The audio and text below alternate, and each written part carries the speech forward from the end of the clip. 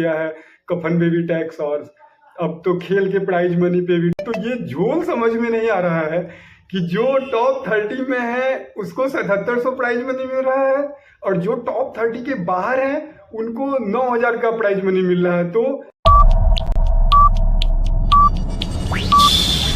नमस्कार, गुरुकुल शतरंज अकादमी के जरिए मैं अभिषेक सोनू मुजफ्फरपुर बिहार से आप लोगों का तहे दिल से अभिवादन करता हूं। और हमारा जो चैनल है चेस की वकालत अभिषेक सोनू के साथ, उसके जरिए वो हमारा यूट्यूब चैनल है, और फेसबुक के जरिए भी हम लोग अब प्रतिदिन चेस की कुछ महत्वपूर्ण जानकारी आप लोगों से साझा करेंगे। इसी कड़ी में आज हम लोग बात करेंगे टैक्स से रिलेटेड। ये जो इंडियन गवर्नमेंट ने जो ये टैक्स का जो सिलसिला शुरू किया है, कफन पे भी टैक्स, और अब तो खेल के प्राइज मनी पे भी टैक्स, और ईच एंड एवरीथिंग पे भी टैक्स। तो कोई दिक्कत नहीं है, हम एक जब भारत के नागरिक है तो हमारा कर्तव्य है कि हम देश के प्रति अपना वो टैक्स पे करें, और करना भी चाहिए, लोग करते भी हैं। परंतु कुछ चीजें टेक्निकली इसमें दिक्कत आ जाती है, वो सरकार को इसमें ध्यान देने की जरूरत है, और खेल संघों को भी ख्याल ध्यान देने की जरूरत है, ऑर्गेनाइजर्स को भी, कि एक खिलाड़ी जो 27वां या 28वां स्थान प्राप्त करता है किसी प्रतियोगिता में और उसकी पुरस्कार राशि 11,000 की है,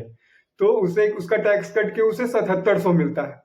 ध्यान दीजिएगा, उसने जो टॉप 30 में हो रहा है, टॉप 30 में जो रहा उनका क्या हुआ, उनका ये हुआ कि उनको 11,000 प्राइज मनी था, तो टैक्स डिडक्शन होकर उनको 7700 मिलता है। लेकिन वही दूसरे खिलाड़ी जो टॉप 30 से बाहर हो जाते हैं, जिनका प्राइज मनी 10,000 से कम होता है, उनको 9,000 का पुरस्कार राशि मिलना है। मान लीजिए वो टॉप 30 से बाहर हुए हैं, तो उस पर कोई टैक्स डिडक्शन नहीं होगा और उनको 9,000 रुपए की प्राप्ति होगी। तो ये झोल समझ में नहीं आ रहा है कि जो टॉप 30 में है उसको 7700 प्राइज मनी मिल रहा है, और जो टॉप 30 के बाहर है उनको 9,000 का प्राइज मनी मिल रहा है। तो खिलाड़ी अब टॉप 30 के बाहर आना पसंद करे या टॉप 30 के भीतर रहना पसंद करे, कैसे वो खेले, कैसे उस गेम को मतलब हारने के लिए खेले क्या, या ये बहुत ही ज्यादा वो है टेक्निकल। इस पर हम लोग विशेष डिस्कशन का एक वीडियो बनाएंगे।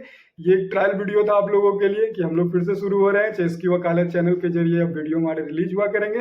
तो ये टैक्स खिलाड़ियों के ऊपर रोटी कपड़ा मकान शिक्षा कॉपी कलम कफन सब चीज पे लगाना ठीक है, सब चीज बहुत ओके है, लेकिन इसका वो समझते हुए चीजों को करने से ही चीजें ठीक होंगी। नहीं तो एक खिलाड़ी के जहन में बहुत सारी चीजें निगेटिविटी इससे पैदा हो सकती है। तो कृपया इस पर ध्यान देने की जरूरत है।